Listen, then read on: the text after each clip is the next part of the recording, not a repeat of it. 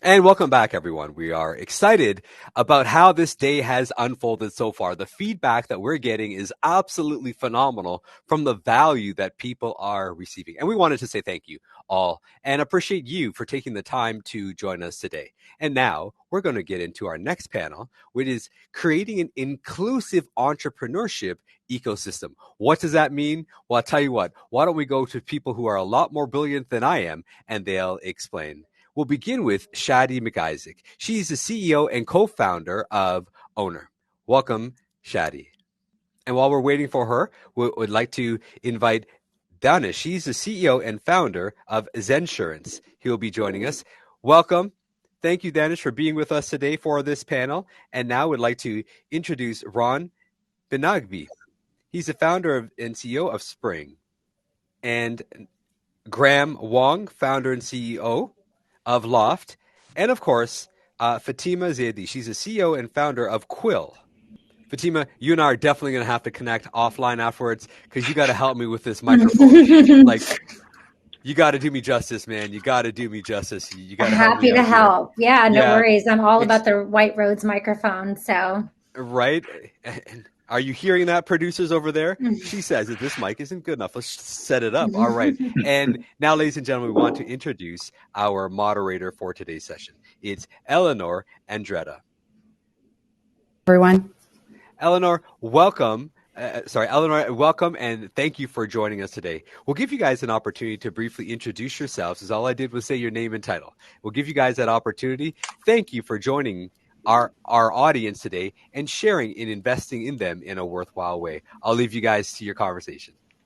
So good afternoon, everyone, and welcome to Creating an Inclusive Entrepreneurship Ecosystem, panel discussion organized by Canadian Small Business Magazine. So why are we talking about inclusive entrepreneurship? So far, little work has been done to make sure people of color and their communities are truly included.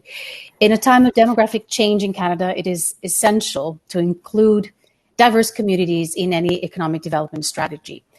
Inclusion is especially important for building an environment of communities of color, since entrepreneurship can create job opportunities and close the racial wealth gap, thus fueling local economic growth. Creating inclusive entrepreneurship by providing access to capital and market is vital to growing the Canadian economy and maintaining the economic viability of its communities. This panel discussion will talk through the necessity of creating an all-inclusive entrepreneurial ecosystem and provide some robust, equity-related activities that can support and promote every dreamer, doers, and makers to thrive successfully. Creating a good deal of opportunities for minority entrepreneurs encourages diversity and enhances everyone's experience. But how can we do that? This is why we're here today. Let's hear from today's 5 panelists, and I'll just introduce them very briefly. The first one is Shadi McIsaac, CEO and founder and co-founder of Owner, an RBC Ventures company. As the CEO and co-founder of Owner, Shadi has seen firsthand the value of entrepreneurship for Canadians to shape their lives, and that lowering the barriers to entrepreneurship is essential for the Canadian economy. By seeing her immigrant parents shape their lives in Canada through being small business owners, Shadi can speak intimately about the importance of entrepreneurship in providing independence and financial freedom. Throughout her career, Shadi has sought to empower aspiring and existing entrepreneurs by equipping them with the tools they need. This has led her up to Shadi spearheading Owner, allowing Canadians with aspirations the opportunity to realize their full potential through new business creations. So welcome, Shadi, to the panel. Then we are delighted to have Ron Benagbi, founder and CEO of Uplink Financial Technologies. Ron is a 23 years senior technology executive with a successful track record of building and scaling organizations in enterprise B2B and SaaS. Ron's core expertise lies in the area of business development and sales and marketing, as he has personally driven hundreds of millions of dollars in revenue from the largest B2B enterprise brands in the world for the companies he has served.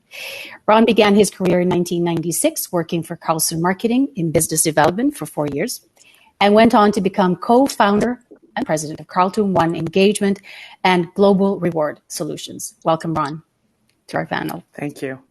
Nice to be here. Thank you. Graham Wong is here with us today. He's the founder and CEO of Loft, a network of on-demand flexible space. Graham loves being a creative entrepreneur. The former founder and principal of Toronto-based ad agency Urban DNA has over 20 years of experience building and developing brand strategies for some of Canada's best-known brands, including Nike, Fujitsu, City of Toronto, Ontario Ministry of Health, and CAMH, and many others. His work in UX strategy extends across a multitude of industries, and in 2006, he introduced Canada to mobile proximity marketing. So welcome, Graham. Welcome to the panel. Thank you. Fatima, welcome. Fatima Zaidi is the CEO and founder of Quill Inc., a full-service podcasting hosting platform and production agency, which supports brands in launching their podcasts. As a member of the National Speakers Bureau, Fatima has spoken at various events around the world on media and tech trends.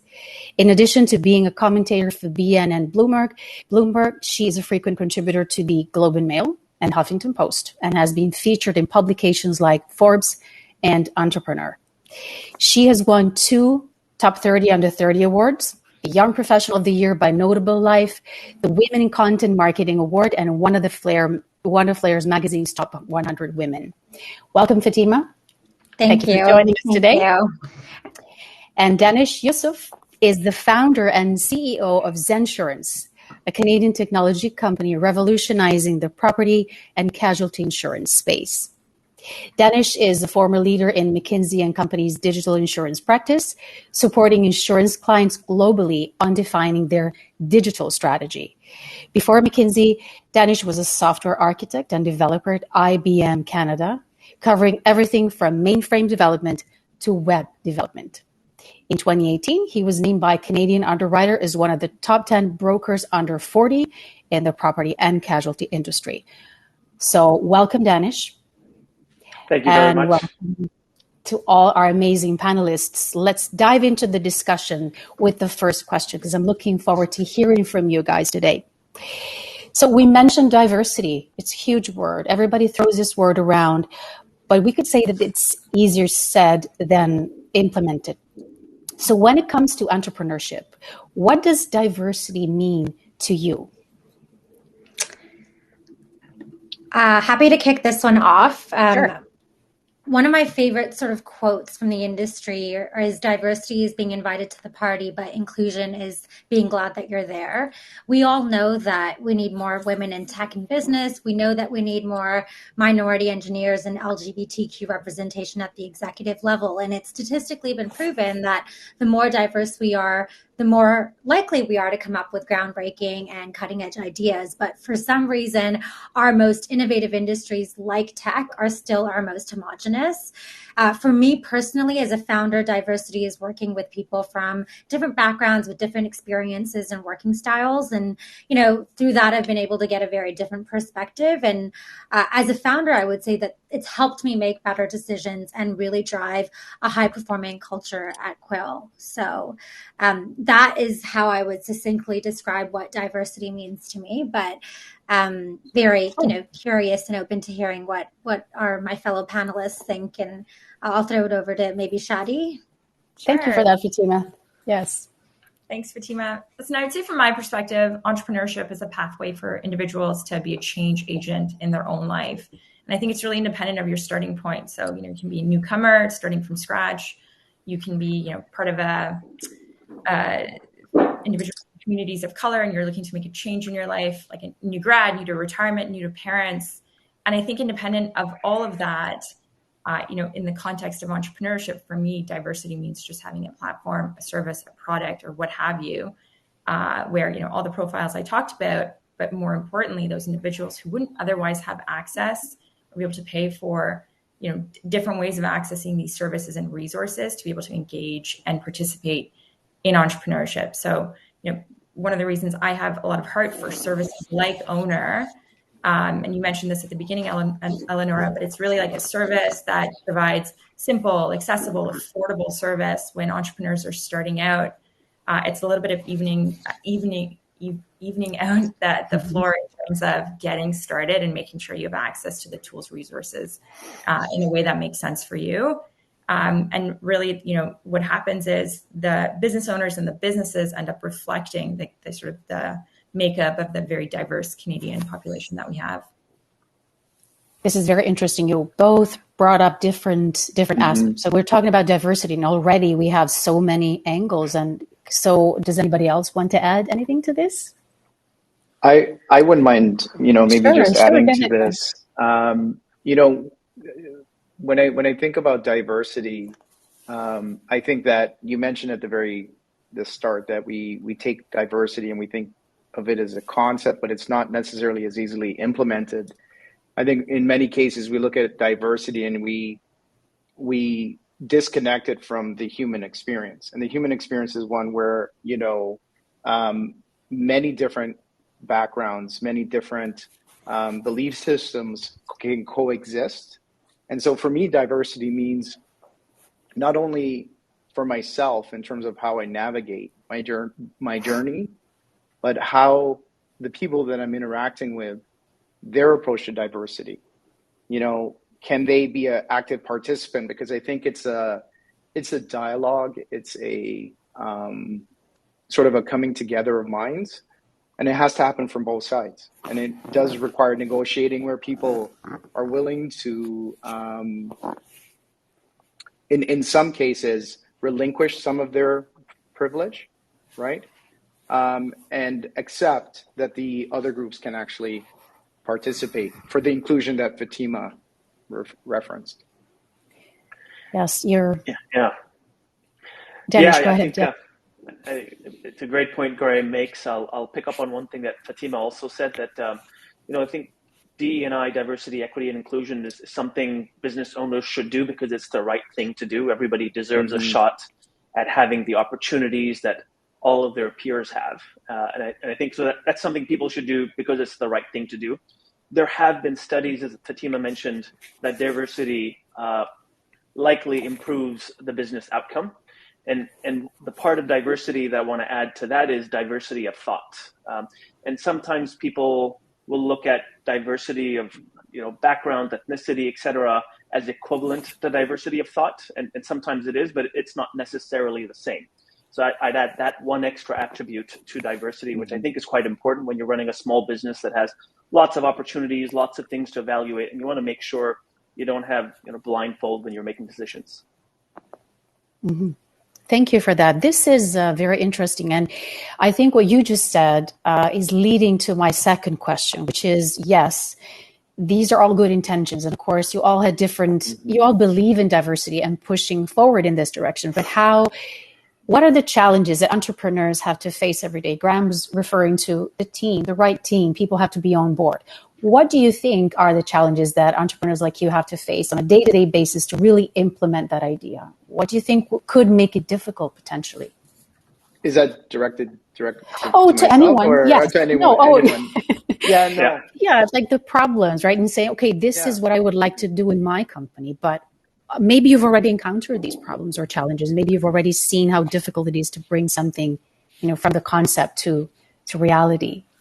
Anyone really? I can talk about some of the. Sorry, go ahead, Graham. You go ahead. No. After you, please. Dennis, you can go ahead, and then Graham. After you, and then I'll go. That's very Canadian. Yeah.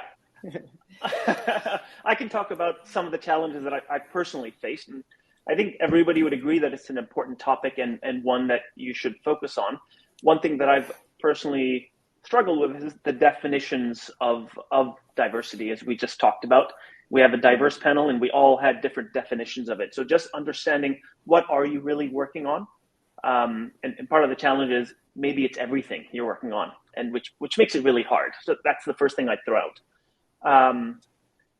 And different people will have different views, and if you pick the wrong thing, you get called out for it. There's that fear. I have that fear. If I pick the wrong thing on the wrong day, do I get called out for that? Second is time. As every entrepreneur and business owner knows, there's only a finite amount of time.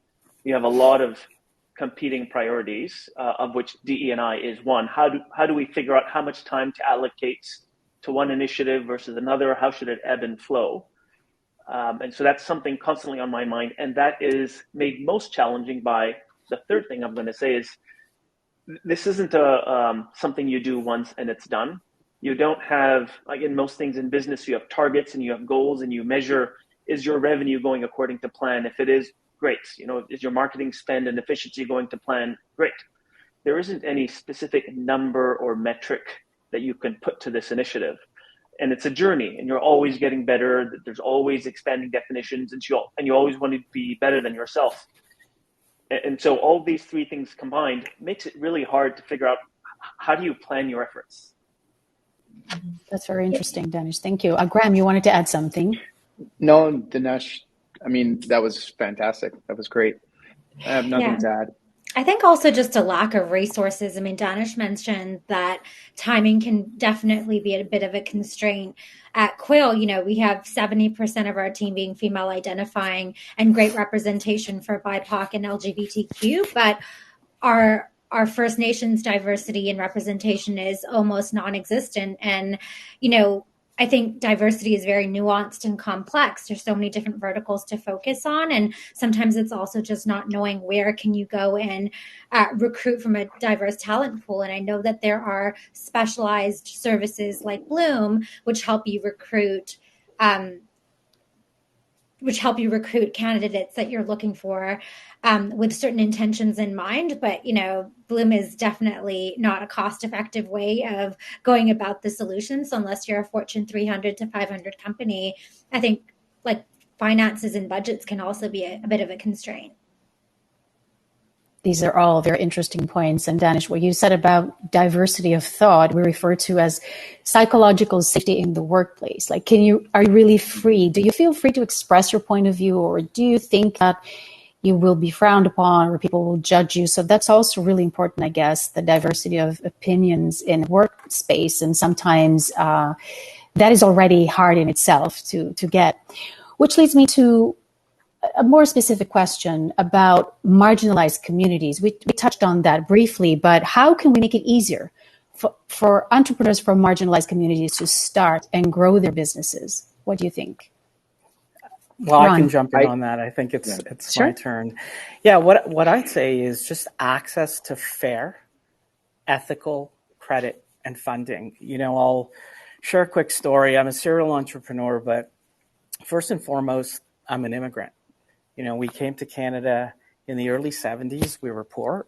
And by the way, I know it's hard to believe because I look so young, so I appreciate you thinking that. Yeah, we were about to say.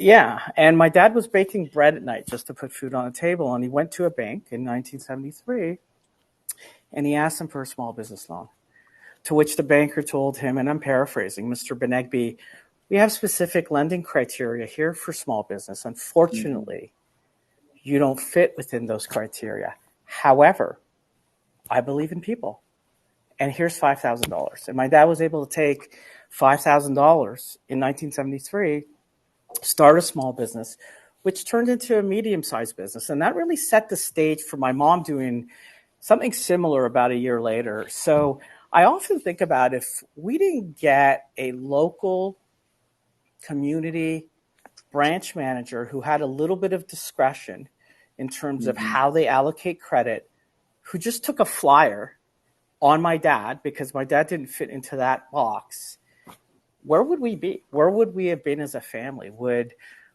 have had to go out and get loans at interest rates that were predatory? Would he have continued to just stay at the job and bake bread at night? And would that have set us back? So, for me, what we've all gone through in the last couple of years with COVID and the impact and devastation it's had on the small business owner has been especially troublesome. And now today, where we're going into this new world, new economy, new market, we'll call it uncertain times ahead, access to fair, ethical, non-predatory credit and funding for a small business owner is exceptionally important. And there are so many things that we can do, whether you're a bank, a community credit union, an online lender, just to help support small business day to day. Thank you, Ron. And already fair and non-predatory are huge concepts, right? Thank you for that. Graham, yes.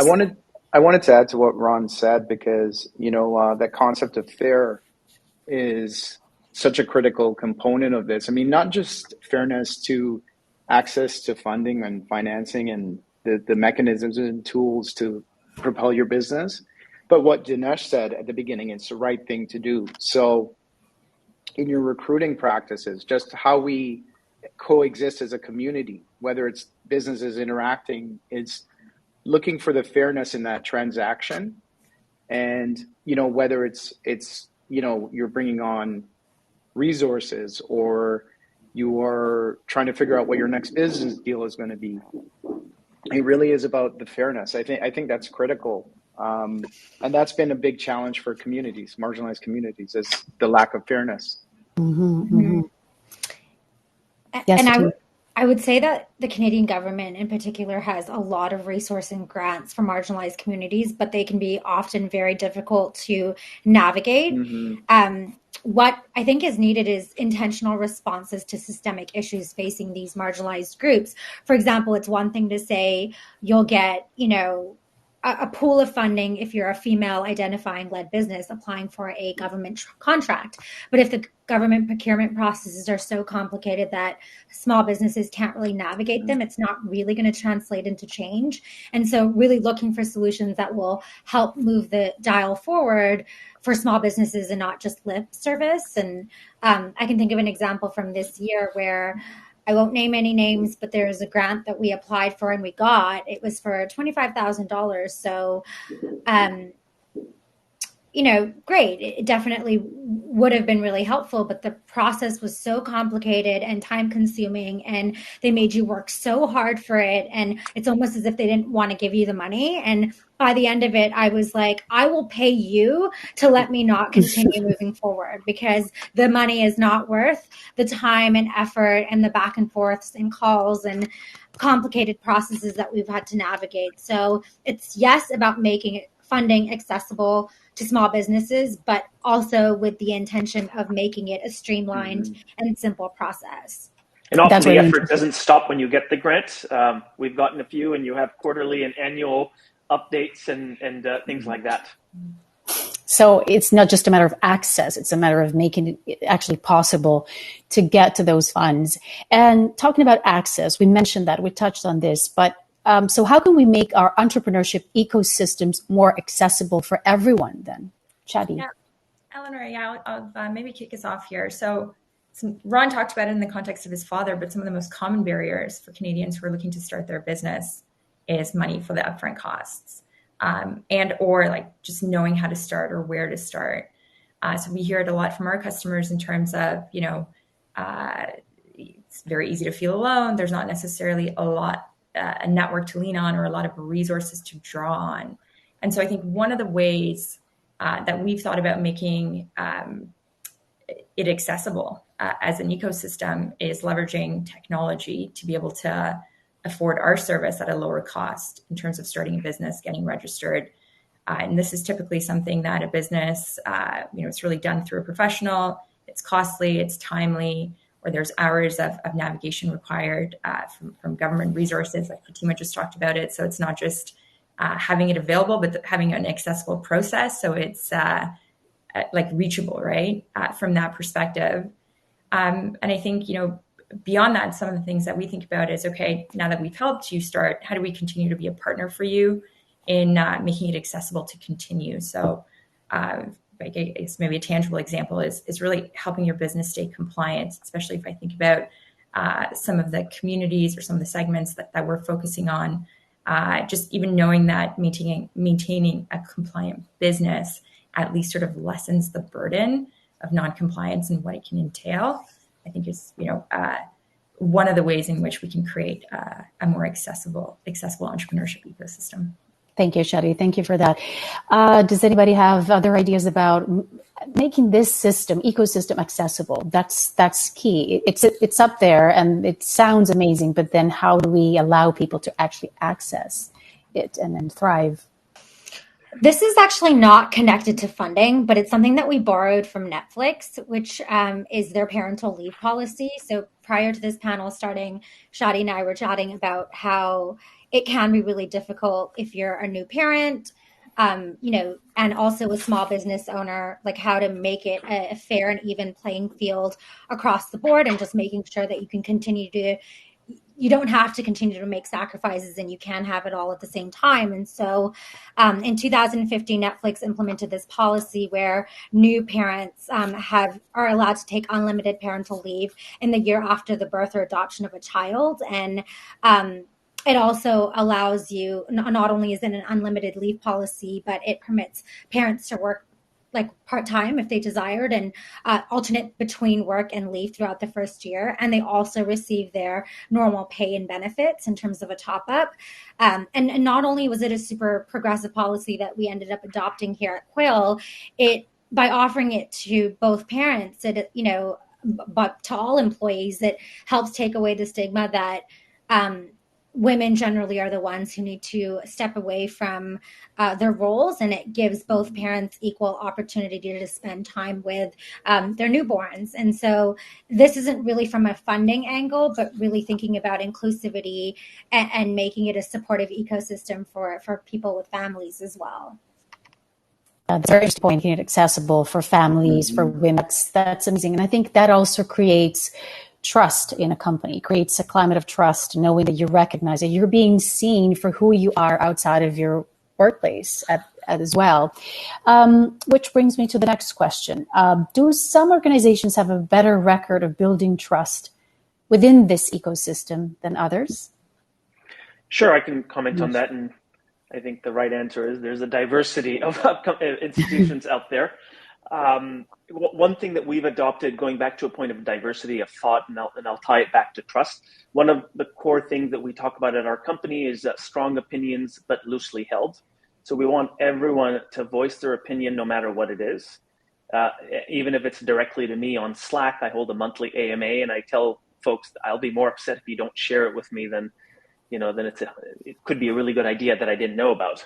But they need to be loosely held because you could be wrong, or other people could have opposing views, and the group collectively decides to go in a different direction. And then that's how we sort of build the trust in the company, and then we all reinforce it. So that's one way we do it. And one of our core values is also include.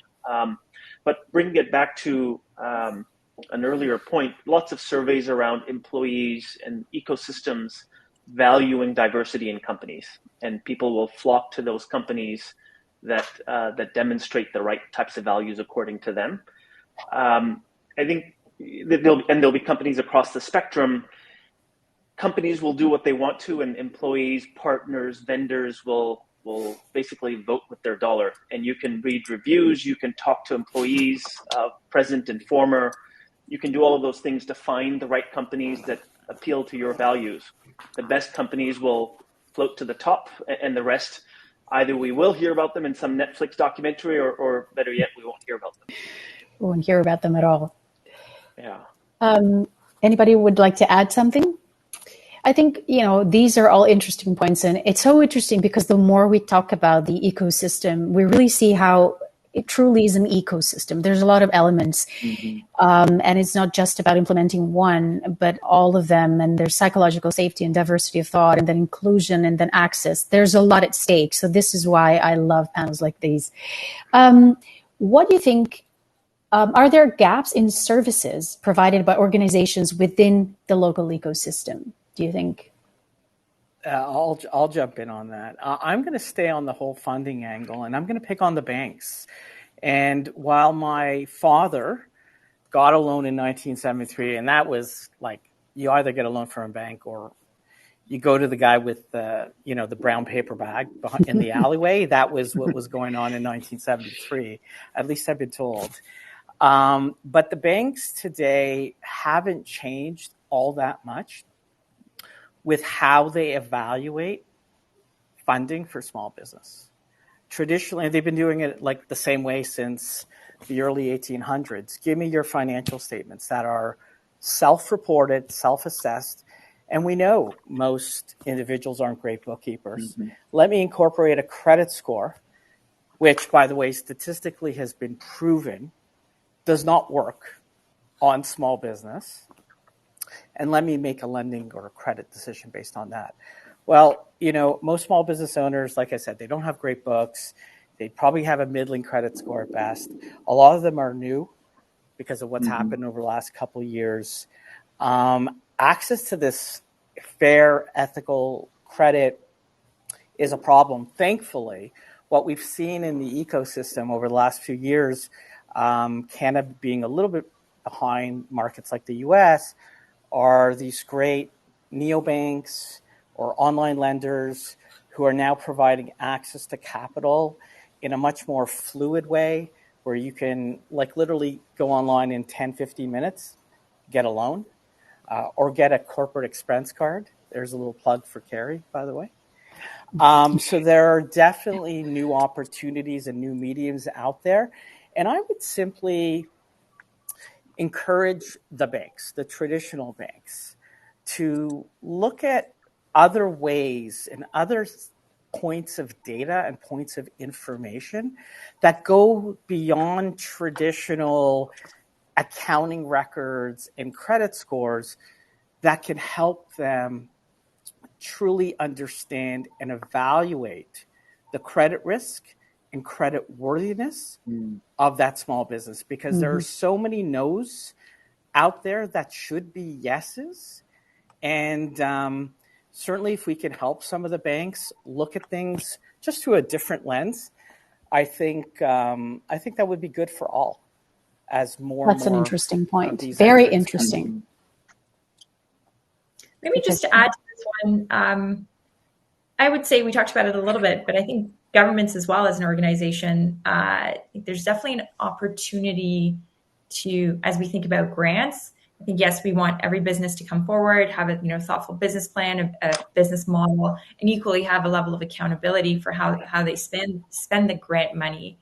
But I think if the process in which you're accessing these grants is counter to its purpose, or if it's not streamlined or simplified enough to make it possible for someone to go through the process, not regret going through the process, be able to get more out of the grant than the time it took to apply for the grant, or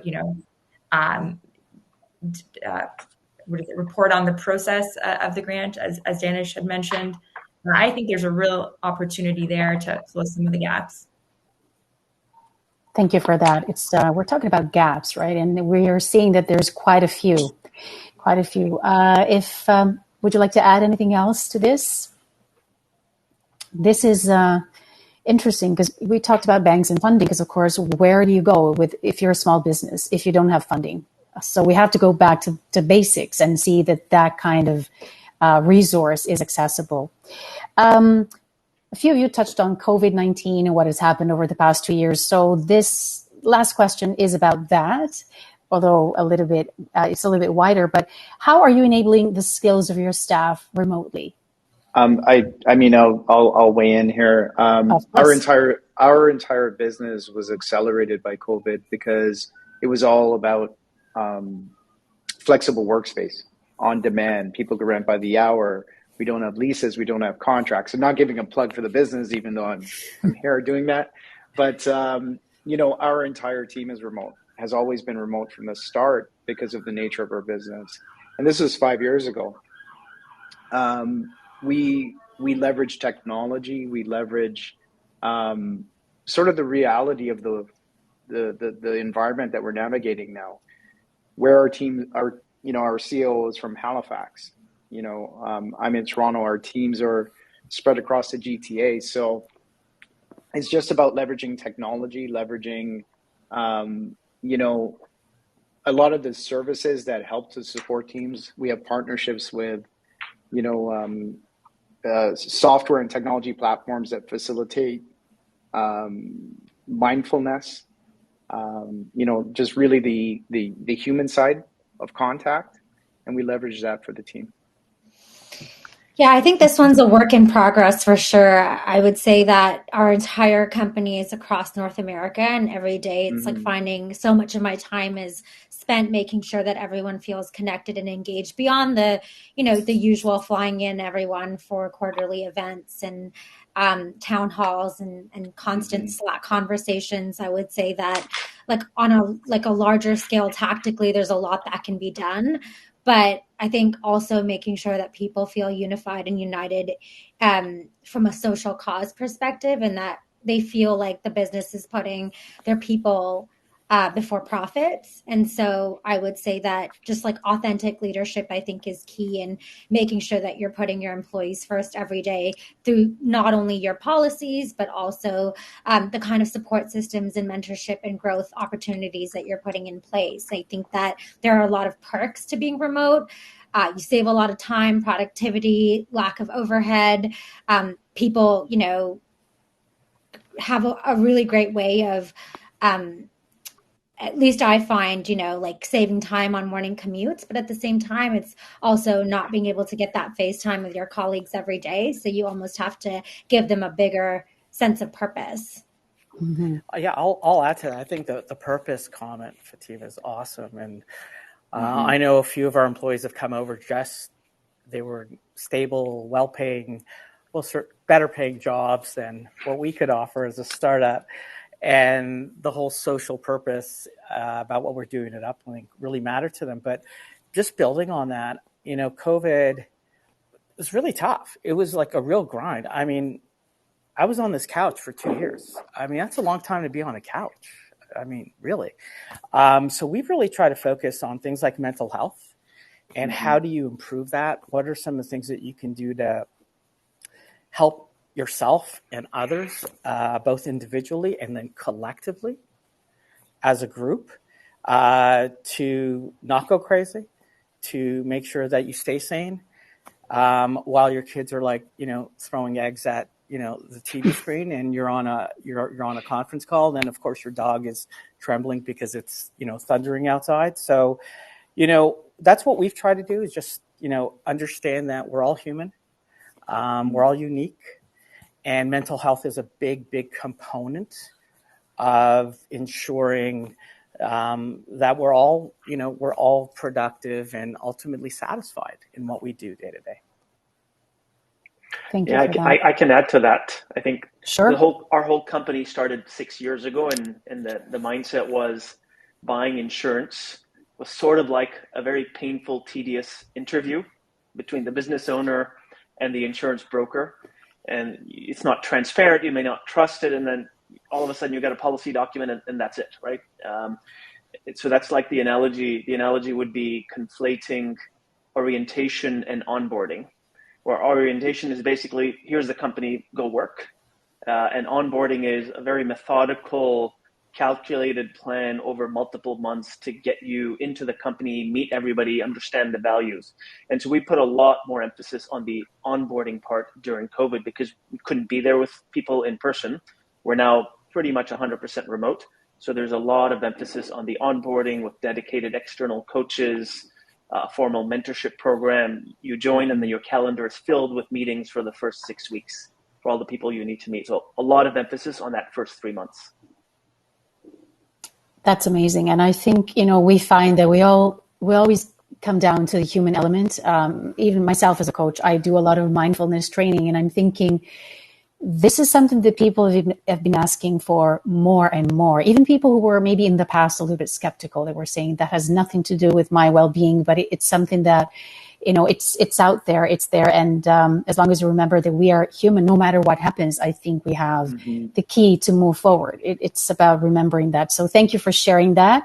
I think the time of our panel is over. I think we have maybe a couple of questions now. Hi, Shiraz. Hi, and I think that I'm going to ask you guys a couple of questions. First of all, so Ron, buddy, 2 years on the couch. Hopefully, you've been able to once in a while, right? Hopefully, It's tough, man. I tell you. And once I fell off the couch, and it was a long fall down. I tell you, it's like once you've been sitting in the same spot for 2 years, it's rough. Yeah, it was hilarious. I was just listening in passively, and all I heard was you be on the couch for 2 years. Like, whoa, wait a second, what's happening? Is he okay physically? Yeah. Hey, my favorite spot in the home is the dining room. Right, like I took over the dining table, and you want to eat in the kitchen because that's where I find my sweet spot. Have you guys noticed that like different environments will create different themes in their offices to bring out the best creativity Mm-hmm. in work, because not everybody works the same way, not everybody produces the same way, not everybody creates the same way. Have any of you noticed the impact of what that means, and has it had an impact for your organizations? I can answer that briefly. I think COVID has done a fantastic job in this way. I'd say people that wanted to say take their kids to school in the morning and they're more relaxed and then can work a little bit better after that. Like me, I can do that quite a bit. People that wanted to go to the gym at 3 p.m. and the gym was closer to their home and allows them that space of mind to work the way they want to bring out the best of who they are. And I think COVID's done many issues in other ways, but in this way, it's done a fantastic job. Okay, so Graham and Eleanor, if I can ask you guys a Yeah. question, what has been the best and greatest benefit? Because it's been tough, it's been tough, it's been tough. Yeah, it has. You're right. Yeah. You're right. But Graham and Eleanor, what has been the greatest benefit of COVID? The way that Donna just switched the conversation and reframed it. What's been your greatest benefit? So, for Loft, we are the work-life freedom company. That's really what we're about, and our team, our internal values really lean into that. But I think what it's done is it's made it very top of mind for a lot of people, as Danish said. People do value being close to their family and as close to where they live more now than they've ever been before. Yeah, There aren't a lot of people that miss the commute, right? and you used the word earlier, mindfulness. That's one of the Yeah, greatest benefits I've been yeah, able to receive is people are more yeah, aware of what they didn't even absolutely. consider by default before. And now they're engaging life with their eyes kind of wide open. So I think that's a That's right. fantastic element. Eleanor, for yourself? It's interesting that you're asking this question to Graham and myself, because for me, the greatest discovery of the lockdown was co-working spaces. Okay. I already knew they existed, but now also because they were open during the lockdown. So because of course they were considered essential. And for me, what you said earlier, Shiraz, about creating, being productive, for me, I need that space. I commute from Vaughan in the morning. I don't really care. I don't really care about the drive. I have to go downtown, a co-working space, see these colors, the furniture. It's inspiring for me. And also it makes me feel good about writing and being creative. So you see, that's a good thing that came out of this, at That's least for me. fantastic. And my last question is for Shadi and Fatima.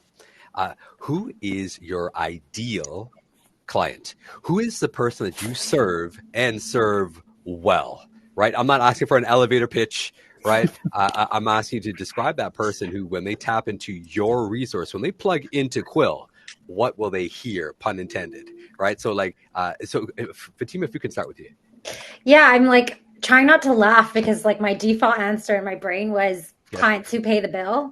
Okay. But Okay. I like it. I like it. Jokes aside, we primarily work with Fortune 500 brands to launch their branded podcasts. And so really it's anybody who wants to move into the audio space.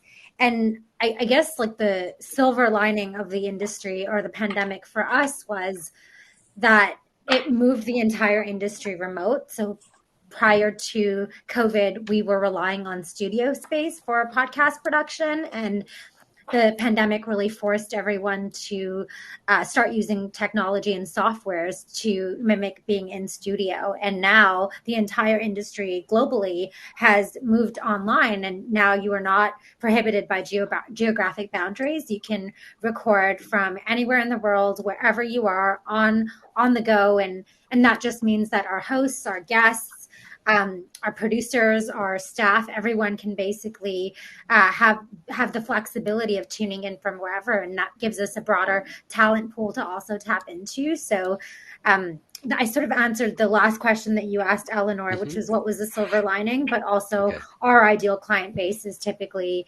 brands who are interested in moving into the audio content space. That's fantastic. Thank you, Fatima. And ladies and gentlemen, we are going to, I just wanted to ask Shadi this last question before we jump to our next section, which is procurement assistance, working with the government of Canada and the government of Ontario. I just want to hold off because I really want to ask Shadi this question. So this is a couple of years ago. I help out a lot of small businesses, and owner like appeared on the scene, right? Like, wait, what's this? Wait, let me get into this portal. Wait, everything is here. Wait. I don't know the difference between a sole proprietorship and incorporated. So when you can go all the way there, I did. What I'm saying is the people that I was working with, they wouldn't have known the difference. So who is your ideal client that you serve well?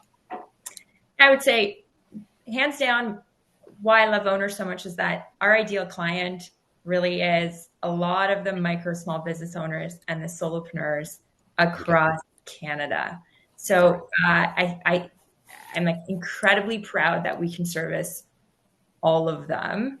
Kind of to your point around helping them understand what's the difference between a sole prop and an incorporation, and based on what you need, like, which one should you choose and how do you do it affordably and simply and quickly, and being able to sort of manage that experience for you at the time in which you're starting your business, but as you go through the experience and you sort of need to maintain a very compliant business. Fantastic. And once again, thank you all. Eleanor, I was listening and you did a fantastic job leading this conversation. Really appreciate you. Thank you so much. Thank you to all of you.